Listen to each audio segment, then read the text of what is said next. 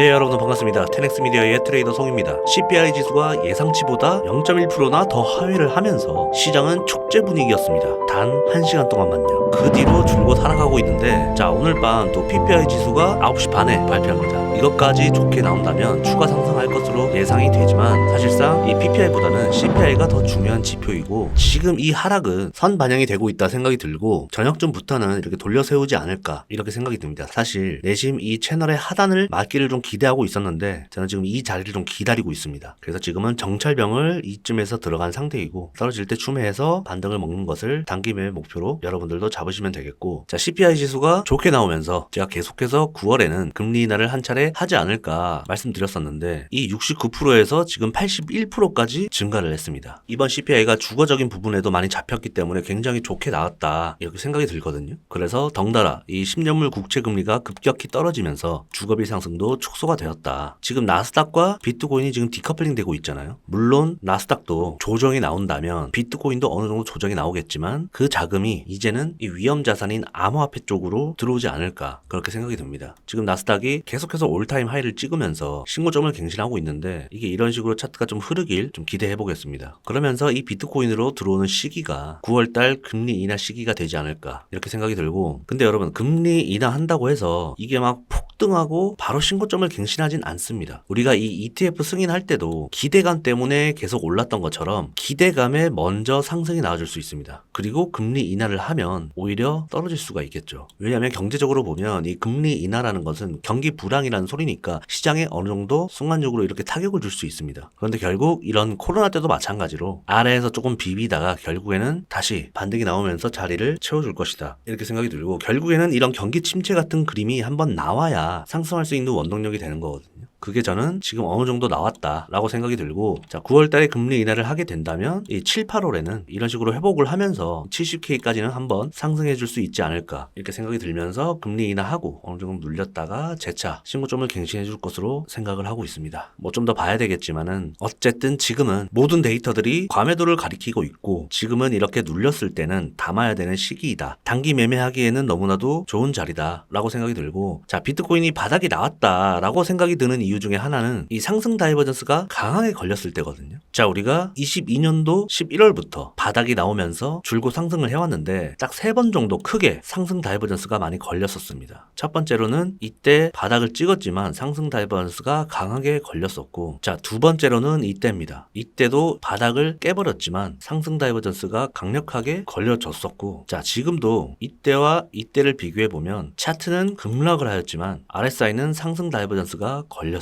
이렇게 상승 다이버전스가 강력하게 걸렸을 때는 상승이 나와줬었거든요. 근데 지금도 똑같은 그림입니다. 그렇기 때문에 저는 어느 정도 회복을 1차적으로는 해줄 것 같다 이런 식으로 생각이 들고, 알트코인들도 마찬가지입니다. 그런 코인들 위주로 저희 애널리스트 덱스님이 일봉상 상승 다이버전스가 강력하게 걸려있는 알트코인들을 추렸습니다. 그래서 들어오시면 업비트든 바이낸스든 대형 거래소에 상장되어 있는 알트코인들 중에 이 상승 다이버전스가 강력하게 걸려있는 그런 코인들을 정리를 해놨으니까, 여러분들 들어오셔서 한번 꼭 체크해보시고 관심 종목에 담아 놓으시거나 지금 추매를 해보는 타이밍을 가지셔도 될 것 같습니다. 들어오시면 확인하실 수 있고요. 자, 차트 설명을 잠깐 해드리자면, 단기적으로는 이 구간을 넘어서야 되고요. 이게 이렇게 떨어지고 상승을 하던, 지금 이 상태에서 상승을 하던 이 구간을 넘어서야 됩니다. 그게 한 60K 정도가 되는데, 조금 아쉬운 건 이 더블탑이 형성됐다는 겁니다. 이게 조금이라도 피레침을 꽂더라도 이런 식으로 떨어졌다면 이런 그림이 나왔을 텐데, 좀 정확하게 쌍봉을 만들고 떨어졌기 때문에 좀 추가적인 하락이 나온 것이 아닌가 이렇게 생각이 듭니다. 왜냐하면 이때도 보면은 쌍봉이거든요. 단기적으로는 쌍봉을 맞고 이렇게 흘렀고, 찾아보면 그런 자리들이 굉장히 많습니다. 자, 이때도 쌍봉을 정확하게 찍어주고 하락이 나왔었죠. 자, 크게 보면은 우리가 주봉을 보게 되면 여기도 쌍봉을 만든 것이고, 이때도 쌍봉을 만들고 똑같이 떨어졌었습니다. 그래서 이 부분이 조금 애매하고 불안하긴 한데, 단기적으로 봐도 지금은 추가 하락할 가능성이 있으니 여러분들이 지금 담고 싶어도 정찰병 정도만 담으시고 이런 곳을 찍었을 때 채널 하단 부근에서 사시면은 충분히 반등을 먹을 수 있는 구간이 나오겠다 이렇게 말씀드리고 싶고, 가장 중요해 보이는 매물대는 이 63K입니다. 왜냐하면 이렇게 천천히 흐르다가 반등이 나오는 줄 알았더니 급락을 시켰잖아요. 그래서 이 63K가 굉장히 중요한 구간이라는 겁니다. 여기에 물린 사람들이 굉장히 많기 때문에, 만약에 이게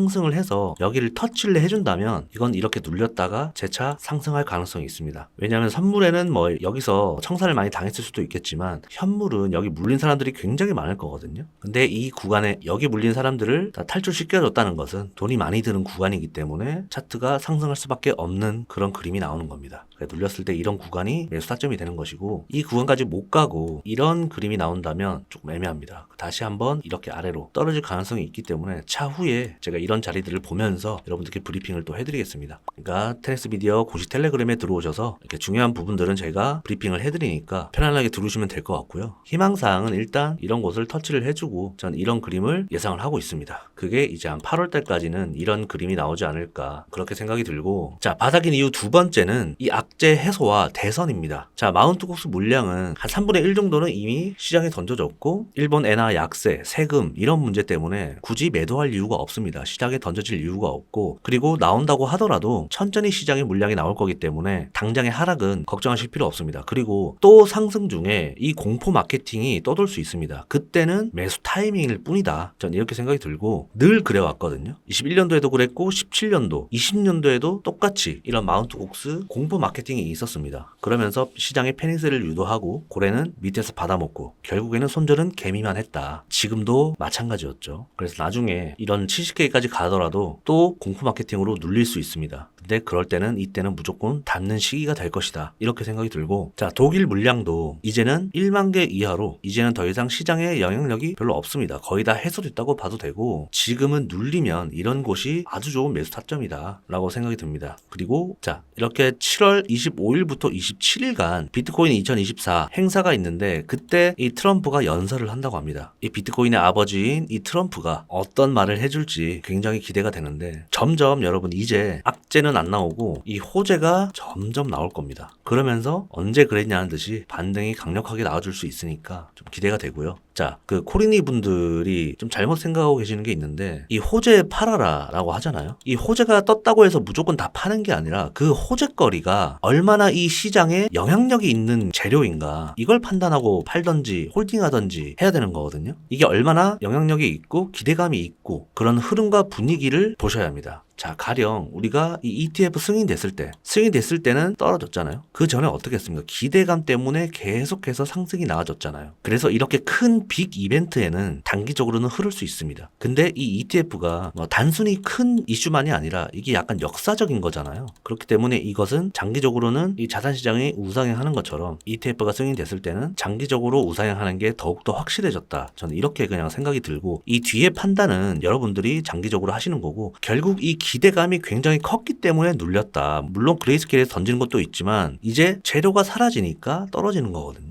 이 셀더 뉴스라는 게 이런 이벤트에 해당이 되는 거고, 그래서 여러분들은 이 호재, 즉 재료가 얼마나 시장에 큰 영향력이 있고 지속이 될 것인가, 이런 것들을 판단하는 눈을 기르셔야 됩니다. 이런 부분들을 제가 도와드리는 거고, 뭐 ETF가 승인됐기 때문에 이제는 제도권 안에 들어왔다, 예전같이 큰 상승은 없을 것이다 라고 하는 사람들 많은데, 비트코인은 역사적으로 늘 그런 부정적인 사람들이 많았습니다. 지금도 마찬가지죠. 비트코인은 혁신이다, 미래의 통화다 할 땐 언제고, 지금 물론 장이 굉장히 어려웠습니다. 어려웠고 비트코인을 떠나서 알트코인들이 다 개박살 났기 때문에 어플 삭제하는 사람들도 많고 욕하고 시장을 떠나가는 사람들이 많습니다. 근데 이 시장을 믿고 들어왔으면 좀 시장을 여유 있게 바라보고, 어차피 25년도까지 보고 들어온 거 아닙니까? 그러면 좀 천천히 바라보시고 버틸 줄도 알아야 된다, 멘탈을 잘 잡아야 된다, 이렇게 생각이 듭니다. 만약에 이때라도 팔았으면은 어차피 이때도 마이너스였을 텐데, 이때 모든 코인들 다 파세요 라고 했으면 여러분들 팔았을 겁니까? 알겠다 해놓고 판 사람 거의 없을 겁니다. 그러니까 지금 시장이 조금 어렵기도 하고 멘탈적으로 좀 힘들 수 있지만 시장은 곧 회복될 거라고 믿어 의심치 않고 모든 데이터들이 설명을 해주고 있잖아요. 곧이라고 보고 있습니다. 그래서 비트코인을 믿고 이 시장에 들어왔으면 버티시기 바랍니다. 지금도 저는 추매하기 너무 괜찮은 자리라고 생각이 들고, 전 이미 이때 추매를 다 끝낸 상태거든요. 자, 만약이라는 게 있고 100%라는 게 없으니까 말씀드리는 거지만, 이 53K가 깨진다고 하더라도 반등 나올 거라고 생각이 듭니다. 저는 깨지지 않을 거다라고 생각하기 때문에 뭐 추매를 한 거겠지만, 만약에 여기가 깨진다고 해도 이런 자리에서 반등이 강력하게 나올 거라고 생각이 듭니다. 그렇기 때문에 지금 사던 이때 사던 별 차이 없습니다. 그래서 사셔도 되고 상승이 맞다. 네, 오늘 영상 여기까지 하겠습니다. 도움이 되셨다면 구독, 좋아요, 댓글, 공유까지 부탁드리고요. 양질의 영상으로 다시 찾아오겠습니다. 테넥스 미디어의 트레이더 송이었습니다.